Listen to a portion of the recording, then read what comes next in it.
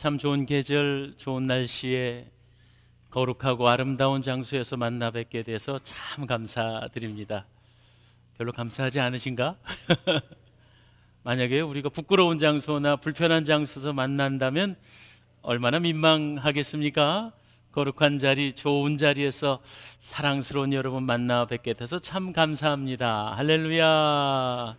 여러분 주보에 보시면 우리 주보 예배 순서지 맨 위쪽에 지난 주간에 태신자 1차 작정해서요 56분께서 작정을 하셨고 그분께서 작성하신 분들이 160명 태신자들이 잉태되셨습니다. 축하합니다. 할렐루야. 박수 한번 할까요? 네. 우리 교회에서도요 결혼을 하고 나서 3년 4년이 지났는데 아기가 생기질 않아가지고 목사님 기도해 주세요 하다가 드디어 아이를 갖게 된 한 가정이 있는데 얼마나 뛸 듯이 기뻐하는지 몰라요. 그런데 여러분들이 잉태하신 태신자 160여 명의 귀한 영혼들 하늘나라에서 하나님께서 뛸 듯이 기뻐하시는 줄 믿습니다. 또 한 가지 목회자로서 그냥 간단하게 좀 말씀을 드리자면 우리 주일 낮 예배 1부, 2부 예배 드리시는 분들이 지금 한 600여 명이 넘거든요. 그런데 작정하신 분은 10분의 1밖에 안 돼요. 그래서 제가 매우 마음이 무거워요. 오늘도 늦지 않았습니다. 그리고 다음 주에 2차 작정을 할 것입니다. 여러분 마음에 좀 품고 계신 분들 계시지요? 네, 믿음으로 적어내세요. 하나님이 우리는 뿌리고 심을 뿐이고 하나님이 자라나게 하시고 열매 맺게 하실 거니까 이 믿음이 저와 여러분 안에 이번에 있게 되기를 축원합니다. 할렐루야. 한번 따라서 하실까요? 사랑하면 다 됩니다. 아이를 키우면서 여러 가지 재미있는 에피소드가 있습니다. 그런데 한 아이가 아직 말도 제대로 못하는 2살 배기, 3살 배기가 지 기저귀를 장난을 놓은 거예요. 자기 기저귀를 손으로 이렇게 주물떡주물떡 해다가 냄새가 나잖아요.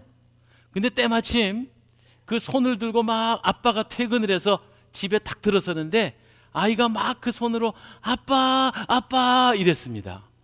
그러니까 이 아빠가 너무너무 새끼가 이쁘니까 그 손을 입으로 쪽 빨아냈어요. 그러니까 애 엄마가 아이고 여보 애가 아까 그 기저귀 쑤시던 손이에요. 그런데 이 아빠가 어떻게 행동했을까요? 예, 화장실에 들어가서 씻고 양치질하고 이런 호들갑 떨지 않고 빙그레 웃습니다. 왜 이게 가능하죠? 사랑하니까 가능한 거예요. 자기 자식이니까 가능한 거예요. 사랑하는 것은 모든 불가능을 가능케 합니다. 할렐루야. 그러니까 제가 여러분에게 아무리 뭐 전도합시다, 태신자를 잉태합시다 해도 여러분 마음속에 사랑이 가득해서 그 사랑 전하지 않고는 견딜 수 없으리. 이 사랑이 회복되는 게 먼저인 줄 믿습니다. 사랑의 반대적인 행위가 불평입니다. 불평은요, 신기하게도 누가 가르쳐 주지 않아도 저절로 배우는 게 불평입니다. 원망, 고통, 염려, 마귀 학교의 필수 전공 과목이다 이렇게 말할 수도 있겠습니다. 나 한 사람만 불행해지는 게 아니고 주변에 여러 사람들도 함께 불행하게 만드는 것이 불평입니다. 그런데 우리는 성경을 통해서 하나님께서 기뻐하시는 기도에 관하여 함께 좀 살펴보고요. 이 기도는 불평이 변하여 감사가 되고 원망이 변하여 기쁨이 되는 아주 신기한 비결입니다. 오늘 본문의 말씀 142편 시편은 표제가 있지요. 이 시의 주인공은 다윗입니다. 다윗. 뭐라고 써 있는지 여러분 성경책에도 있나요? 예, 시편 142편 앞부분에 이렇게 써 있습니다. 다윗이 어디에 있을 때? 내 굴에 있을 때 지은 마스길, 이것은 교훈이란 뜻인데요. 곧 기도다 이렇게 되어 있습니다. 보통 찬송 노래 가사일 때도 있는데 이것은 다윗의 기도문이었음이 분명히 확실히 있습니다. 그런데 굴이라고 되어 있으니까 도대체 여기가 어디냐 싶지요. 아직은 임금되기 이전의 다윗입니다. 선왕 앞에 왕 사울이 다윗을 죽이려고 쫓아다닐 때 목숨을 구하고자 광야로 나가 굴에 숨어 있을 때입니다. 얼마나 처량하고 고통스러운 때인지 몰라요. 그리고 또 그 굴에는요, 성경에 의하면 많은 잡류들이 모여 있었다 이랬어요. 그러니까 한마디로 말해서 여러 가지 이유로 인하여 원망과 불평이 많았던 사람들이 한자리에 모여 있어 그냥 그렇게 몸을 피하고 지내는 그 아둘람 굴에서 보통의 사람들은 불평하고 원망했겠지만 다윗은 하나님 앞에 기도하고 있어요. 그리고 이 기도가 어떤 기도라고 성경은 소개하고 있느냐 하면 1절 2절입니다. 소리내어 부르짖는 기도. 2절에 보니까 원통함을 그의 앞에서, 여기 그의 앞이라고 하는 그 그는 하나님 여호와시지요. 하나님 앞에서 어떻게 하며 기도했다고요?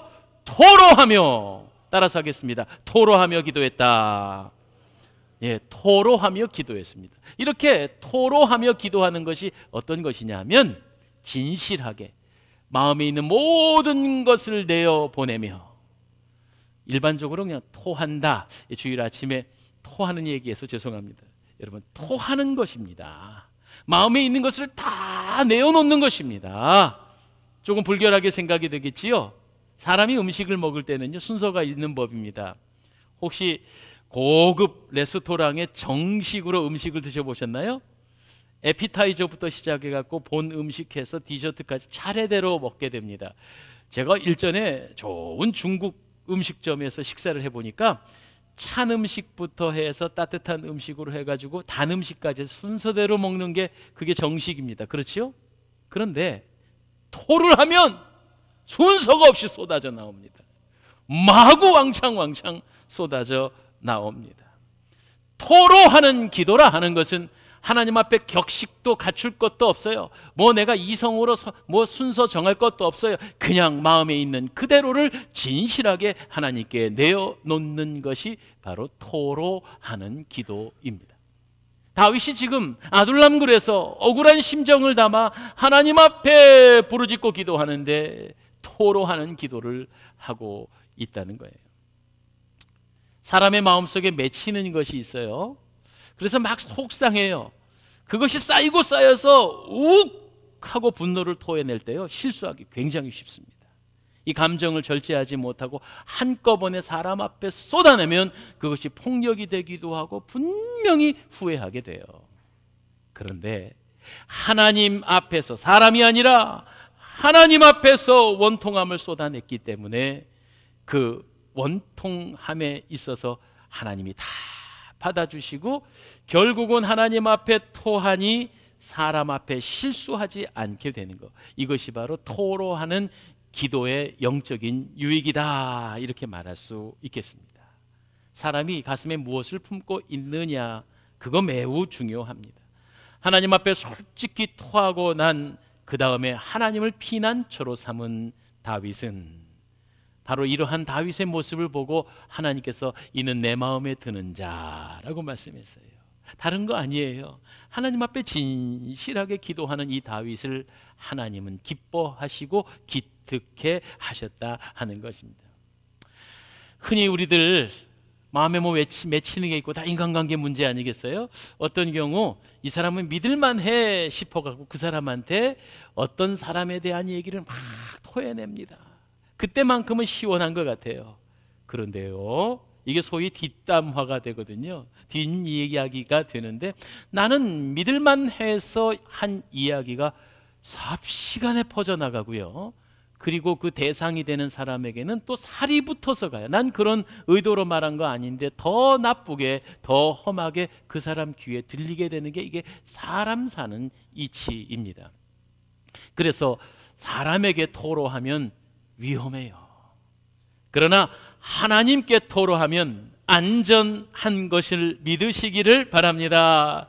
하나님 앞에 토로하는 것, 이른바 토로하는 기도는 하나님을 기쁘시게 하는 기도가 될 수 있다는 사실을 우리는 기억해야 합니다. 다윗은 하나님께 자기를 가리고 포장하는 기도하지 않고 진심으로 마음에 있는 그대로를 토로하는 기도를 했는데, 오늘도 이 다윗의 기도를 우리가 함께 살펴보면서 주님 앞에 진실하게 토로하는 영적인 유익이 무엇이고 은혜는 무엇인가 하는 것을 크게 세 가지로 오늘 본문 말씀에 의지하여 함께 살펴보기를 소망합니다. 그리고 여러분도 사람에게 읊조리기보다, 사람에게 설명하기보다 하나님 앞에 토로하는 그런 기도의 자리에 나오시게 되기를 간절히 주님의 이름으로 부탁을 드립니다. 자, 이제 본론으로 들어가서 하나님께 토로하는 기도가 주는 은혜는 무엇이냐? 첫 번째로 마음이 정결해집니다. 마음이 깨끗해집니다. 1절 2절 말씀을 아까 읽었음에도 다시 한번 보면은요, 내가 소리내어 여호와께 부르짖으며 소리내어 여호와께 간구하는도다. 내가 원통함을 그의 앞에 토로하며 내 우한을 그의 앞에 진술하는도다. 하나님께 토로하면 안심하셔도 됩니다. 절대로 그것이 새어 나가거나 우한이 되지 않는다는 사실이에요. 다 내어놓고 나면 마음이 깨끗해집니다. 맺히는 것이 풀리지요. 토하면 속이 편하고 시원해지는 것처럼, 육신이 속이 더부룩할 때 우리의 마음도 하나님 앞에 토해내고 나면 감정, 미움, 증오, 질투, 원망, 짜증 다 깨끗하게 토해내야 합니다. 하나님께서는요, 큰 그릇을 원하시는 게 아니고 깨끗한 그릇을 원하세요. 우리의 마음에 아직도 누군가를 원망하고 미워하는 마음이 있어서는 주님께 쓰임받을 수 없지요.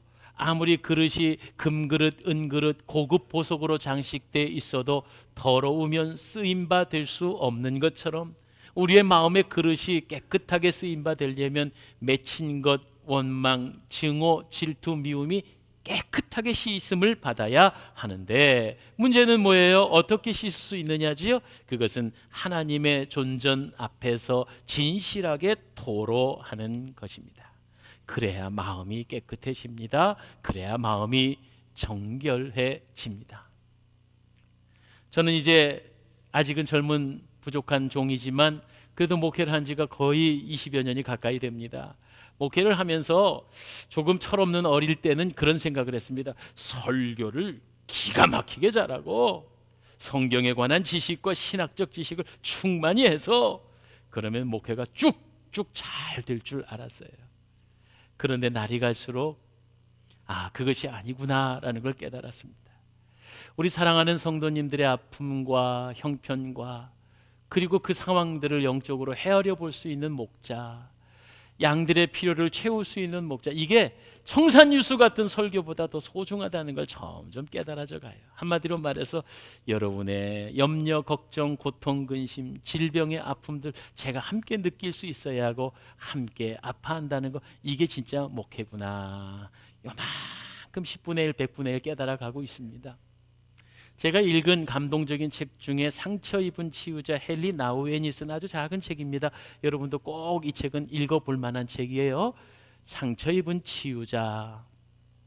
상처 입은 치유자 헨리 나우엔.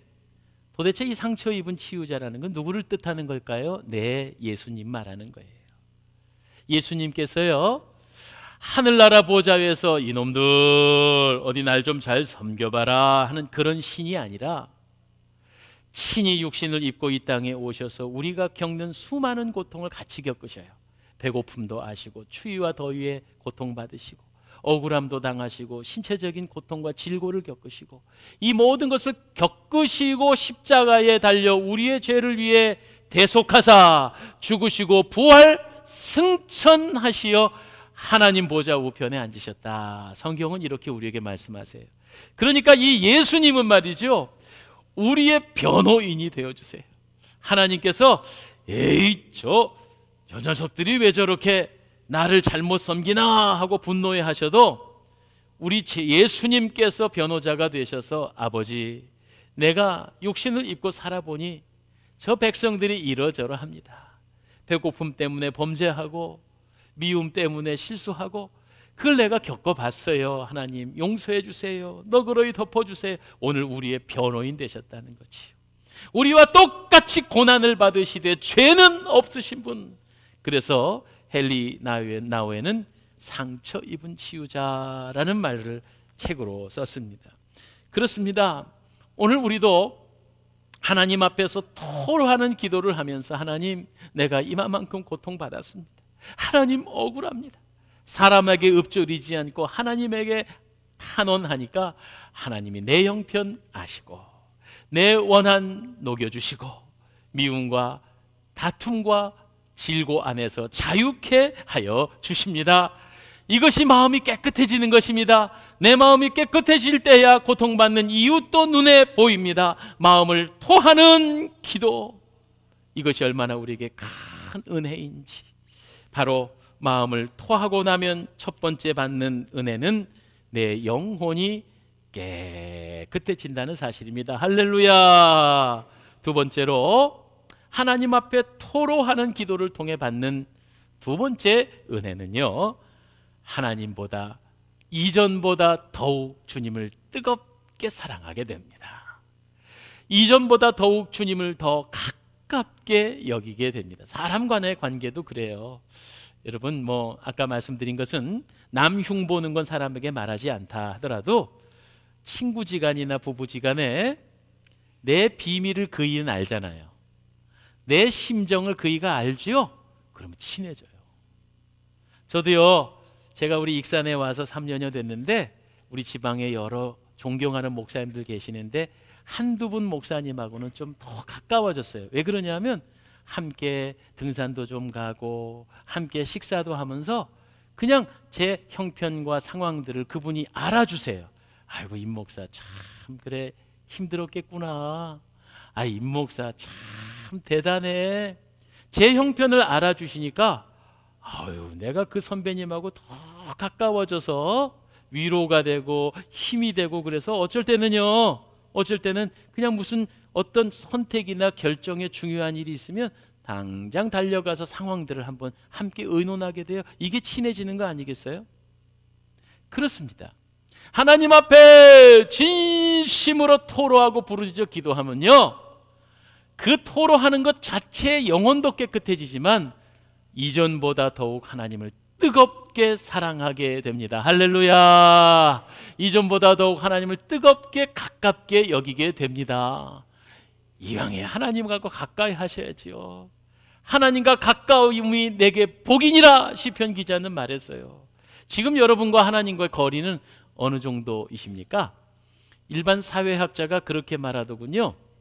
5m, 이게 사회학적 거리 중에 이 5m 안에 들어오면 불안한 사람이 있고 안전한 사람이 있대요. 그러니까 5m 정도 꽤 거리가 있습니다. 그런데 모르는 사람이 5m 정도 넘어 있을 때는 그냥 저 사람 지나가는 사람 이렇게 된대요. 근데 그보다 가까이 들어오면 일단 경계심이 온다는 거죠. 저 사람 왜 이렇게 가깝지? 좀 불안하다, 이런 생각이 드는 게 바로 사회학적인 관계에서 5m의 거리래요. 자, 그런데 반갑습니다 하고 인사하면서 악수를 하는 거리를 보통 1m 미만입니다. 1m 거리지요. 이 경우는 거래처나, 그러니까 이렇게 어떤 관계성은 있는 관계, 그런데 더 가까이 들어오면 또 불안합니다. 그러니까 악수할 수 있는 정도의 거리, 이런 경우는 그 친구 정도의 거리가 될 것입니다. 그런데 여러분, 부부지간 같은 거리는요, 얼굴과 얼굴을 바짝 붙여놓고도 괜찮은 거예요. 부모와 자식 간의 관계는요, 볼과 볼을 마주해도 괜찮아요. 이거는 아무에게나 허락된 거리가 아닙니다. 그렇죠? 네, 사랑하는 사람, 정말 믿을 수 있는 사람만이 볼과 볼을 부비고 살 수 있는 거리입니다. 자, 이것을 하나님과의 관계로 비교했을 때 여러분은 지금 하나님 어느 정도 거리에 계십니까? 하나님이 5m 정도 거리 안에 들어오시면 불안합니까? 여러분의 모습들이 들통날까 봐요? 내 죄가 드러날까 봐요? 아니요, 1m 정도 서로 향취를 느끼고 분위기를 느낄 수 있는 1m 안쪽에 들어와 계십니까? 아니면 얼굴과 얼굴을 맞대고 계십니까? 하나님과 더욱 가까워지셔야 됩니다. 그러기 위해서는요, 오늘 다윗의 기도를 본받아야지요. 하나님 앞에 진실하게 부르짖으며 토로하는 기도. 다윗은 솔직한 기도를 드렸습니다. 형식적인 관계를 깨뜨리며 친밀한 관계로 들어갔습니다. 세상과는 조금 멀어지는 경우가 있어도 하나님과는 멀어지면 안 됩니다. 어제보다 오늘, 오늘보다 내일 이전보다 더욱 주님을 가까이 하셔야 합니다. 우리의 기도가 예전에는 그저 필요할 때 놓고 해가지고 뭐 주세요, 용건 끝난 문 딱 닫고 언제 당신과 내가 교제를 했느냐, 이런 정도의 기도 수준은 아직 초신자일 때입니다. 그러나 우리의 기도가 친밀해질 때는 무엇을 요구하는 기도이기보다 뭐가 필요하실까 들여다보는 기도. 그렇죠? 부모에게 효도하는 효부가 우리 부모님 뭐가 필요하실까 조속으로 들여다보는 기도. 이 정도 돼야 친밀한 거 아니겠어요?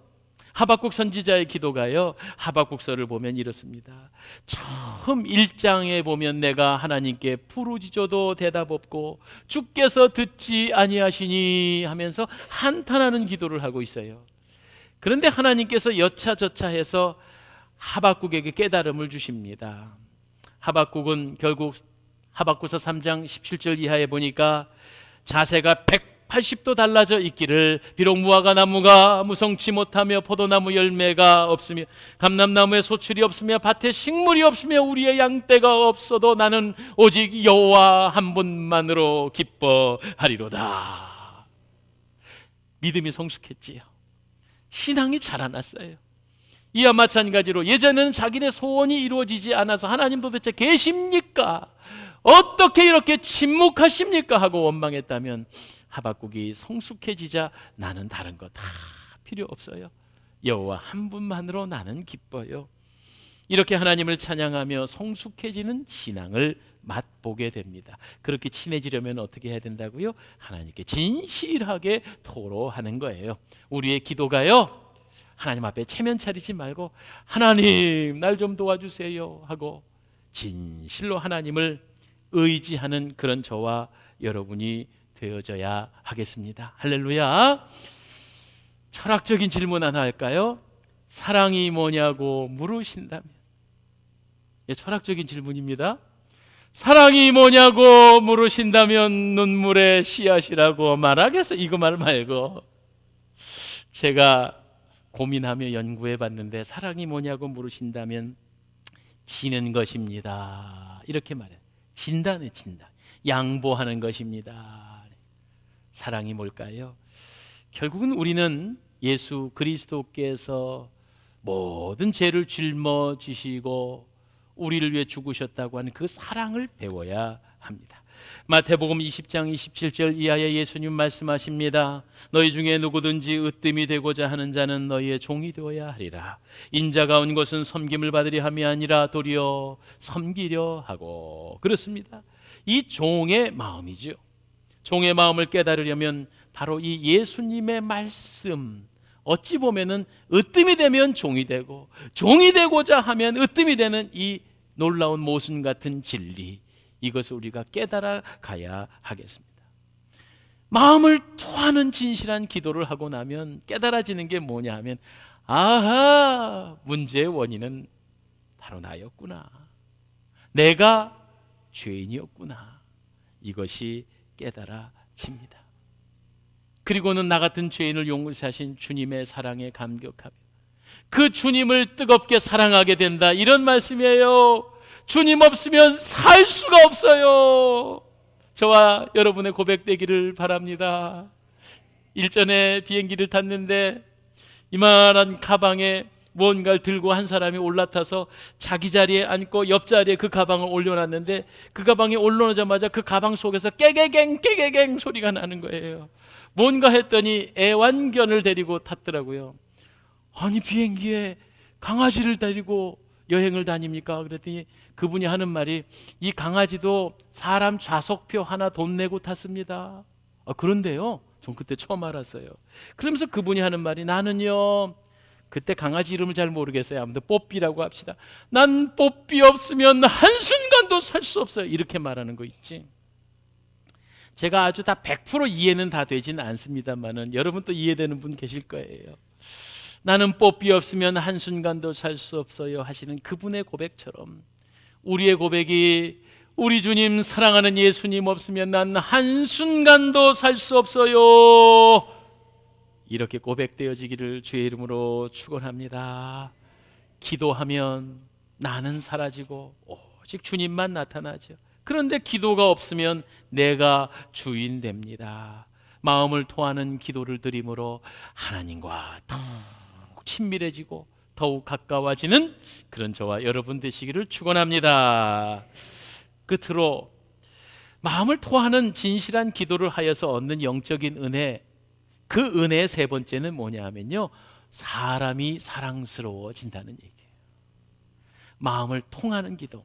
오늘 사무엘상 1장에 보니까 한나가 성전에서 기도를 하는데 엘리 제사장이 아이고 왜 예배당에 와서 이렇게 술 취한 여자가 떠들어 하고 비난을 했더니 아닙니다, 아닙니다, 내 마음에 원통함이 있어서 하나님과 통하는 기도를 했습니다.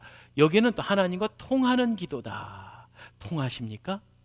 하나님과 통하는 기도를 했다. 한나의 고백이 있어요. 하나님 앞에 마음을 통하고 나면 어떻게 됩니까? 내 기준의 삶에서 하나님의 뜻을 알게 되는 거예요. 하나님의 마음을 알게 되는 거예요. 그래서 오늘 본문의 말씀에 6절 7절에 보니까 나의 부르짖음을 들으소서 나는 심히 비천하니. 자, 마음을 통하는 기도, 토로하는 기도를 했더니 자기 주제가 파악이 됐어요. 이 심히 주제 파악이거든요. 내가 잘난 척되면 내가 대단한 사람인데 당신들이 나에게 이렇게 대접을 해? 세상적으로 말하면 내가 장기판의 조리야? 왜 나한테 이래? 이렇게 말하거든요. 그런데 하나님 앞에 토로하는 기도를 하고 나니까 내가 비천한 사람인 걸 알게 됐어요. 맞죠? 맞아요. 나는 그런 대접을 해도 싸요. 내가 당하는 이 모든 순환은 내 죄가 받아야 할 징벌로 치면 별거 아니에요. 한마디로 말해서 들통난 죄가 없어 아니니까 지금 이만한 대접받지, 내 허물을 다 알고 나면 나는 이보다 더 수모를 당해도 싸요 이렇게 말하게 된단 말이에요.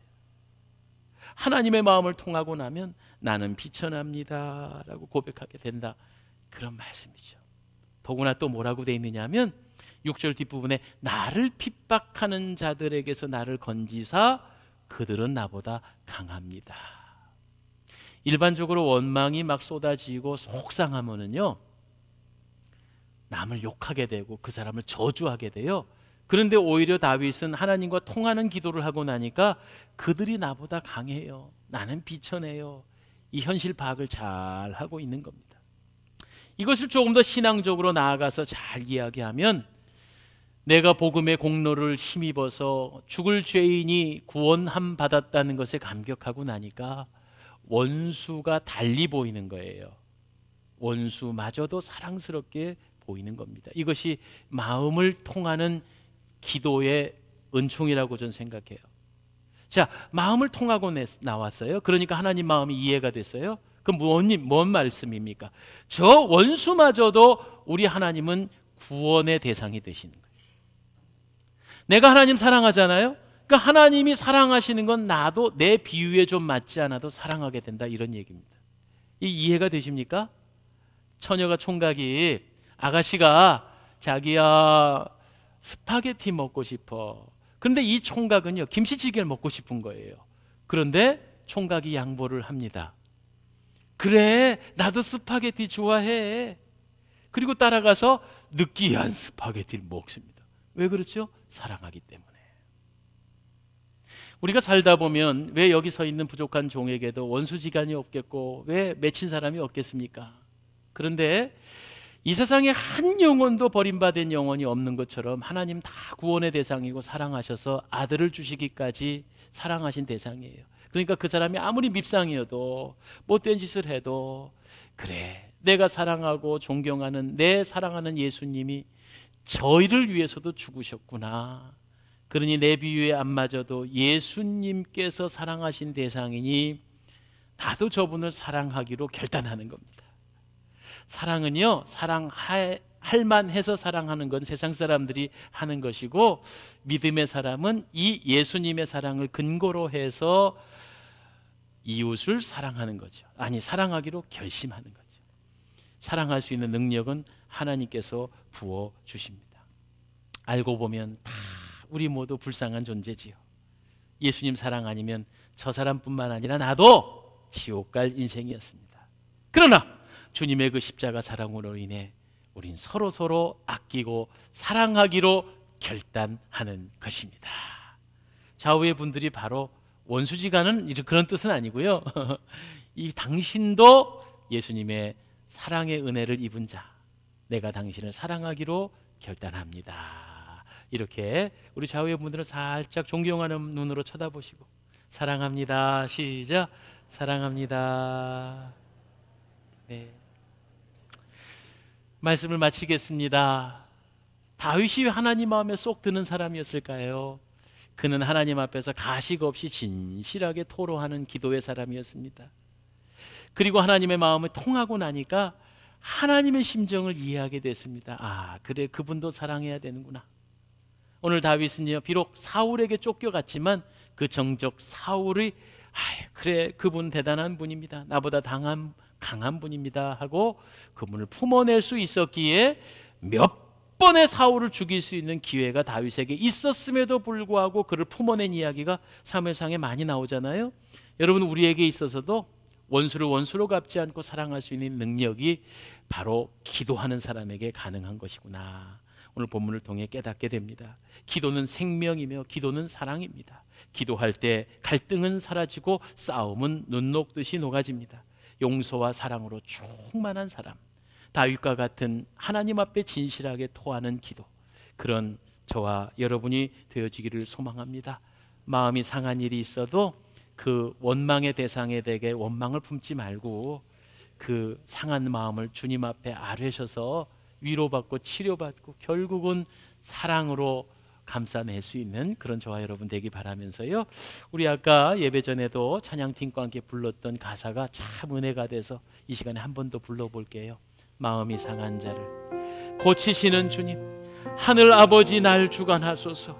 의에 줄이고 목이 마르니 성령의 기름 부으소서. 찬양하겠습니다. 마음이 상한 자를 고치시는 주님, 하늘의 아버지 날 주관하소서. 주의 길을 인도하사 자유케 하소서. 새 일을 행하사 부흥케 하소서.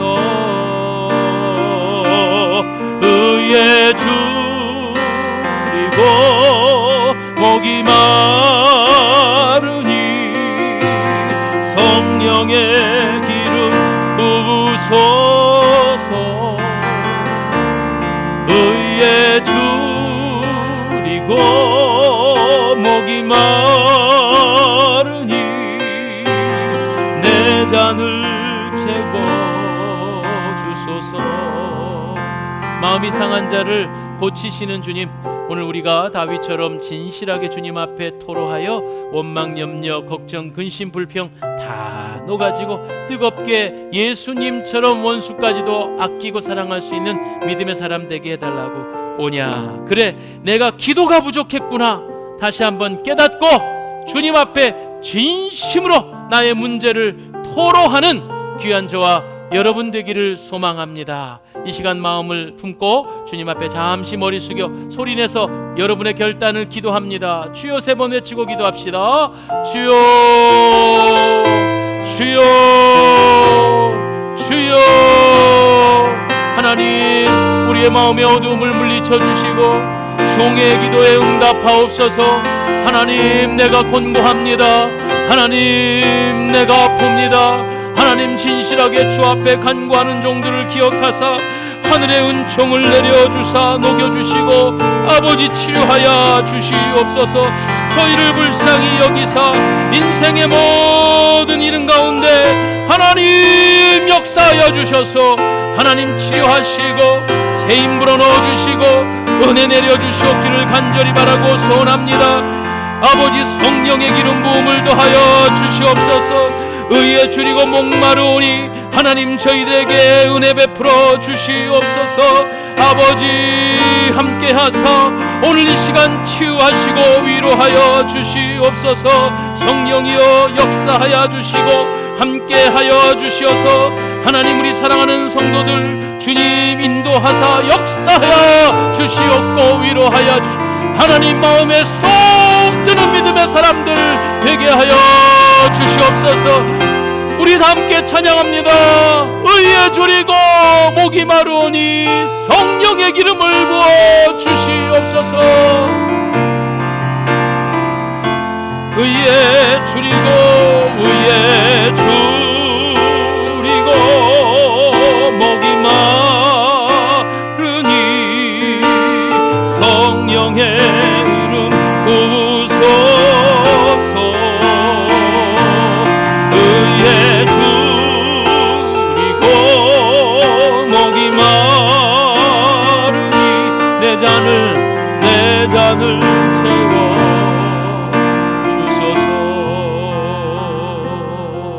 하나님 마음에 쏙 드는 사람, 다윗 임금처럼 주님 앞에 진실하게 기도하며 주님의 마음을 헤아리는 믿음의 사람들 되게 하여 주사 우리 안에 간 마음속에 더러운 것들 다 녹여 없어주시고 원망, 염려, 걱정, 근심, 불평 사라지게 해 주실 줄 믿습니다. 주님 이 시간 주님 전에 나와 간구하고 기도하오니 연약한 자를 치료하여 주옵소서. 병석에 있는 성도들 불쌍히 여기사 여호와 라파 치유의 광선을 베풀어 주옵소서. 염려, 걱정, 근심, 고통, 죄악 가운데 살아 눈물 뿌릴 수밖에 없는데 우리 주님 불쌍히 여기사 우리 주님께서 역사하여 주시어 예수님의 능력의 이름으로 모든 우환 질고에 해방되게 하여 주옵소서. 예수님 이름으로 기도하옵나이다. 아멘. 아멘.